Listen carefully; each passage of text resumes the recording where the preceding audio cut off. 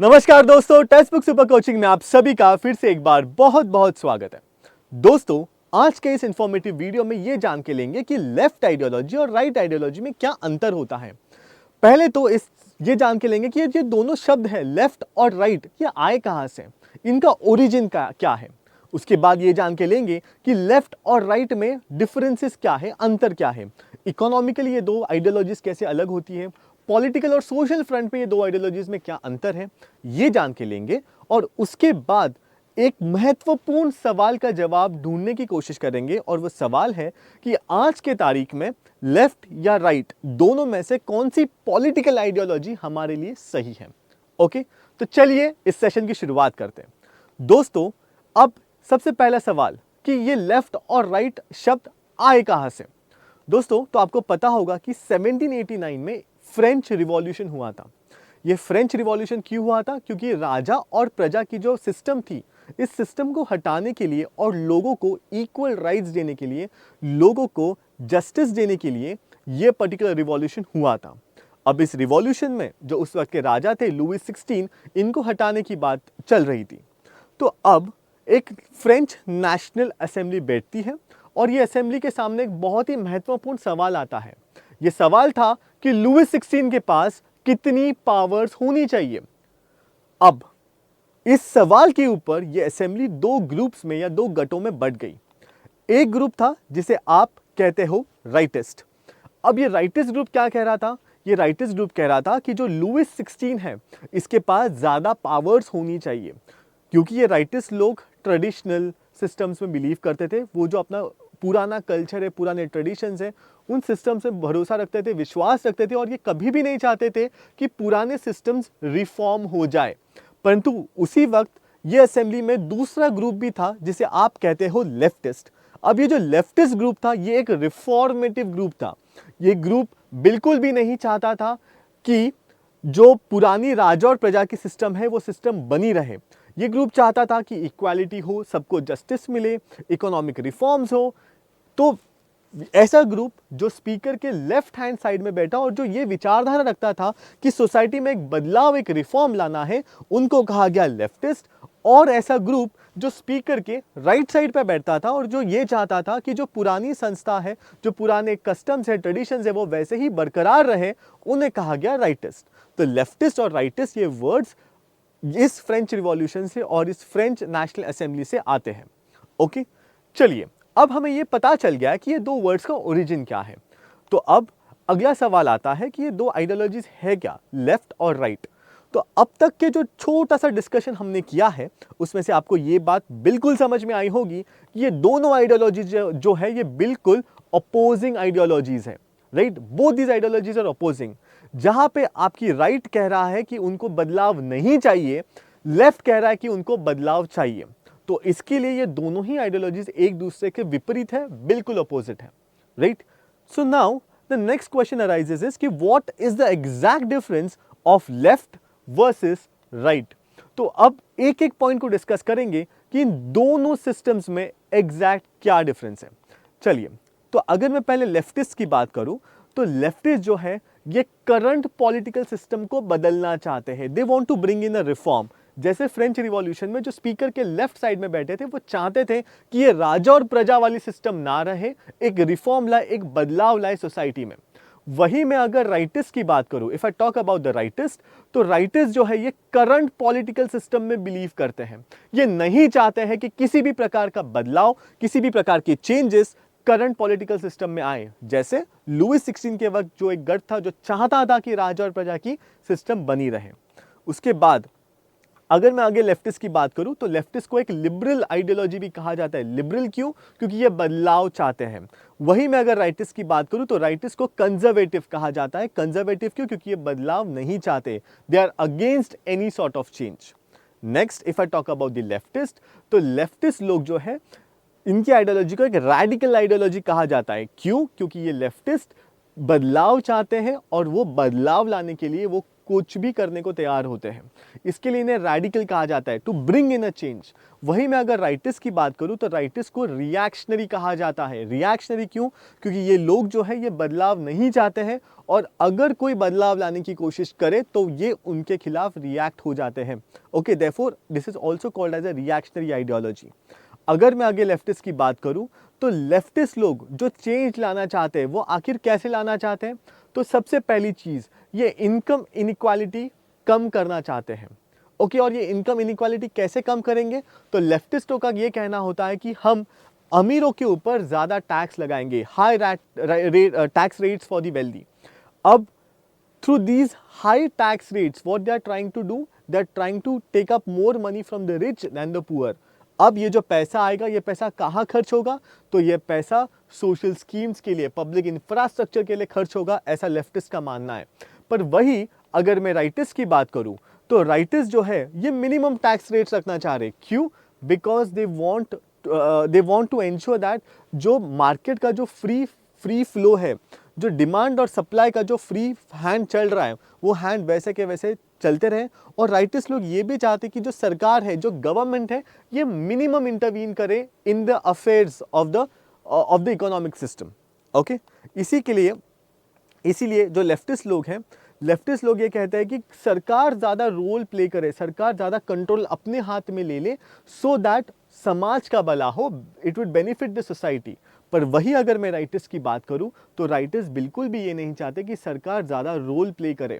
वो चाहते हैं कि सारा जो कंट्रोल हो वो प्राइवेट सेक्टर के हाथ में हो, सो दैट गवर्नमेंट जो है वो कम से कम रोल प्ले करे, और डिमांड और सप्लाई का जो फ्री फ्लो है वो चलता रहे, गवर्नमेंट का मिनिमम इंटरवेंशन हो।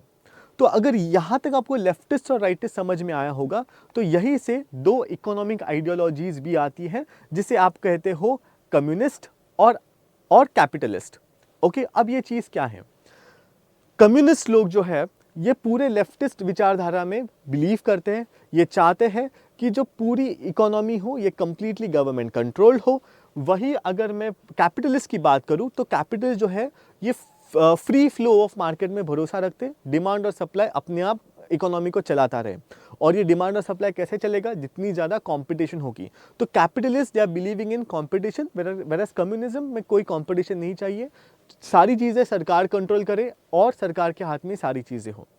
आज के अगर मैं इकोनॉमीज देखूँ तो if I take example of China और North Korea, they tend to be drifted towards communism. मैं कहीं पे भी ये नहीं कह रहा हूँ कि ये प्योरली कम्युनिस्ट है, I am telling you they tend to be drifted towards communism. वहीं पर अगर मैं यूएस जैसी इकोनॉमी की बात करूँ तो वो economy tending to shift towards capitalism, या वो लीन करती है कैपिटलिज्म की तरफ। पर कहीं भी आज तक कोई भी ऐसी इकोनॉमी नहीं है जो प्योरली कम्युनिस्ट आप जिसे कह सके, ओके, या प्योर लेफ्ट आइडियोलॉजी को फॉलो करें। नेक्स्ट आगे डिफरेंसेस देखते हैं लेफ्टिस्ट और राइटिस्ट में। लेफ्टिस्ट लोग या जो लेफ्टिस्ट विचारधारा है, ये विचारधारा ये कहती है कि जो रिलीजन है, रिलीजन और स्टेट का कोई भी इंटरफेरेंस नहीं चाहिए, which means what they are believing in secular characteristic या secular trait of the society. वही अगर मैं राइटिस्ट की बात करूं तो rightist believe that religion has a major role to play in the society and therefore state और religion का काम जो है वो एकत्रित या फिर एक साथ होना चाहिए। So rightist believe that state should have its own religion, whereas leftist ideology जो है ये ज़्यादा secular है, which believes that the state should not interfere with religion. Apart from that, leftist लोगों का ये मानना होता है कि वो कुछ ideals के ऊपर भरोसा रखते हैं, जैसे equality, fraternity, reform। ये leftist लोगों के एक आप कह सकते हो कि these are the main goals। पर वही मैं अगर राइटिस्ट की बात करूं तो राइटिस्ट लोग जो है ये नेशनलिज्म, ट्रेडिशनल कल्चर्स है ना, अथॉरिटेरियन कल्चर्स, इसके ऊपर बिलीव करते हैं। They believe on the past role, या जो ओल्ड इंस्टीट्यूशंस थे इनके ऊपर इनका ज़्यादा भरोसा रहता है, ज़्यादा विश्वास होता है। नाउ लेफ्टिस्ट, अगर मैं एग्जांपल लूँ लेफ्टिस्ट का, तो इंडिया में communist party of India Marxist is one of the political parties which has leaned towards the left ideology. और वही मैं अगर राइटिस्ट का एग्जांपल दूँ तो बीजेपी, शिवसेना, ये जो पार्टीज है इंडिया में, they lean towards the rightist things. But believe me, none of the political party is completely pure left or completely pure right. Okay, now the logical question which arises next is, which ideology is good for us? Is left good या right good? कौन सी ideology हमारे लिए अच्छी है? right? Which ideology should we go for? Okay, now the answer to this question is we should move in for an ideology which is neither left nor right. We should stay at the center, या जिसे centrist ideology कहते हैं. अब ये centrist ideology क्या कह रही है? सेंट्रिस्ट आइडियोलॉजी ये कह रही है कि हमें लेफ्ट और राइट दोनों के जो अच्छे कैरेक्टरिस्टिक्स हैं या जो अच्छे ट्रेड्स हैं वो लेने चाहिए. फॉर एग्जाम्पल, जो लेफ्ट पॉलिटिकल आइडियोलॉजी वो क्या कहती है? ये रिफॉर्म के बारे में बात कर रही है, ये इक्वालिटी जस्टिस के बारे में बात कर रही है. तो सेंट्रिस्ट आइडियोलॉजी ये कह रही है कि हमें लेफ्ट से ये अच्छी अच्छी चीज़ें उठानी चाहिए. जैसे कि लेफ्ट जो है ये इक्वल सोसाइटी, इगैलिटेरियन सोसाइटी के बारे में बात कर रही है. वही सेंट्रिस्ट ये कहते हैं कि जो राइट के बारे में अच्छी चीज़ है, जैसे कि राइट वाले लोग क्या कहते हैं, ये फ्री फ्लो ऑफ मार्केट के ऊपर भरोसा रख रहे हैं. कॉम्पिटिटिव इकोनॉमिक सिस्टम्स होने चाहिए जिससे इकोनॉमिक ग्रोथ बहुत ज़्यादा हो, राइट. सो जो इकोनॉमिक पॉलिसीज़ है राइट की, सेंट्रल कह रहा है कि आप ये वाली जो अच्छी चीज़ है वो राइट से ले लो, ये वाली जो अच्छी चीज़ है वो लेफ्ट से ले लो, दोनों को कंबाइन करो और आगे चलो, right. So which ideology is good? Complete left is also not good, complete right is also not good. What is good is you take the good things of both of them, combine it together and walk with the centrist approach. Okay, so this was my session जहाँ पे मैंने आपको leftist और rightist के बारे में सारी चीज़ें बता दी. इसके साथ साथ मैंने आपको ये भी बता दिया कि हमारे लिए कौन सी आइडियोलॉजीज अच्छी है आज के काल में. Okay, so with that I like to discuss something about text book super coaching. Text book super coaching ये यूपीएससी प्रिपरेशन के लिए एक वन स्टॉप सिंगल सोल्यूशन है, जहाँ पे आपको क्या करना है, आपको सिर्फ एक सिंगल सब्सक्रिप्शन बाय करना है और उस एक सिंगल सब्सक्रिप्शन में आपको हम 30+ वीडियो कोर्सेज ऑफर कर रहे हैं और ये 30+ वीडियो कोर्सेज दोनों हिंदी और इंग्लिश मीडियम में अवेलेबल है. अब इन 30+ वीडियो कोर्सेज को हमने सेग्रीगेट किया into GS courses, subject wise courses, optional courses and CSAT courses. इसके अलावा हम आपको डेली बेसिस के ऊपर live classes, mock test, practice questions और स्टडी नोट्स भी प्रोवाइड कर रहे हैं. Apart from that, one very good thing about text book super coaching is that कि आपको इंडिया के सबसे बेस्ट फैकल्टीज के साथ पढ़ने का एक मौका मिलता है, जिसमें श्री राम सर हो गए या डॉक्टर एस पांडे सर हो गए, इन जैसे बेस्ट फैकल्टीज के साथ आप पढ़ाई कर सकते हो. Apart from that, one important update that is about the निर्णय IAS बैच. निर्णय IAS बैच जो है ये टेक्स्ट बुक का एक फ्लैगशिप बैच है. ये फ्लैगशिप बैच में आपको आपके यूपीएससी एग्जाम की सारी चीज़ें एक जगह पे मिलती है. जैसे कि आपको जीएस फाउंडेशन लाइव कोर्स मिल रहा है 2024 के लिए. इस लाइव कोर्स के साथ साथ दोस्तों आपको रिकॉर्डेड क्लासेस भी मिल रहे हैं from the top coaching institutions, right. So live plus recorded दोनों चल रहा है आपका. Apart from that, essay plus mains answer writing live evaluation, तो लाइव कॉपीज इवैल्यूएट होगी जो भी आप आंसर्स लिखोगे उसकी. Next, 8 optional subjects preparation, right? You can choose any of the optionals. Mostly we'll be able to cater to your needs. Apart from that, interaction with a psychological mentor. आपकी जो भी ये पूरा जर्नी होता है UPSC का, इस पूरे जर्नी में any serious aspirant goes through a lots of emotional ups and downs. So ये जब इमोशनल डाउन वाला सिचुएशन आता है, जब ये सवाल आते हैं दिमाग में कि मैं क्या कर रहा हूँ, मेरे मार्क्स अच्छे नहीं आ रहे हैं, मेरे जो लोग थे जो मेरे साथ कॉलेज में थे वो मुझसे बहुत आगे निकल गए, मैं कहीं पीछे रह गया हूँ, इन सब के लिए आपको हैंड होल्डिंग सपोर्ट हमारी तरफ से रहेगा through a psychological mentor. Apart from that, 1-on-1 demand for personal mentoring sessions. अगर आपको कहीं पे भी डाउट आए कि आपने सपोज कि प्रीलिम्स की क्वेश्चन टेस्ट सीरीज आपने कितने महीने पहले शुरू करनी चाहिए, ऑप्शनल्स कितने महीनों में कवर करना चाहिए, ऐसे क्वेश्चन अगर आपको आए या आपको जो भी आपके क्वेश्चंस हो, ये आपके 1-to-1 मेंटरिंग सेशंस में कवर हो जाएंगे. Apart from that, mock interviews with expert panels. So basically हमारे पैनल में we have all the ex officers with us who would grill you down and they will tell you कि आप कहाँ गलत कर रहे हो और आपके स्ट्रॉन्गर पॉइंट्स क्या है. Next, doubt resolution. 2 घंटों के अंदर अंदर दोस्तों, 2 घंटों के अंदर अंदर आपको जो भी डाउट है हम आपको रिजॉल्व करके देंगे. That is our word. Apart from that, guidance from a personal coach आपको मिलेंगे, plus printed study material home delivered to you. Okay, so these are some very good features about Nirnay IAS. Apart from that, 2024 के लिए जो live foundation batch है वो 28 जून से mostly start होगी, जहाँ पर मैं आपके लिए पॉलिटी लूँगा, सर आपके लिए कपिल सर ज्योग्राफी लेंगे, कंवल सर जो है ही इज़ हिस्ट्री मेंटर.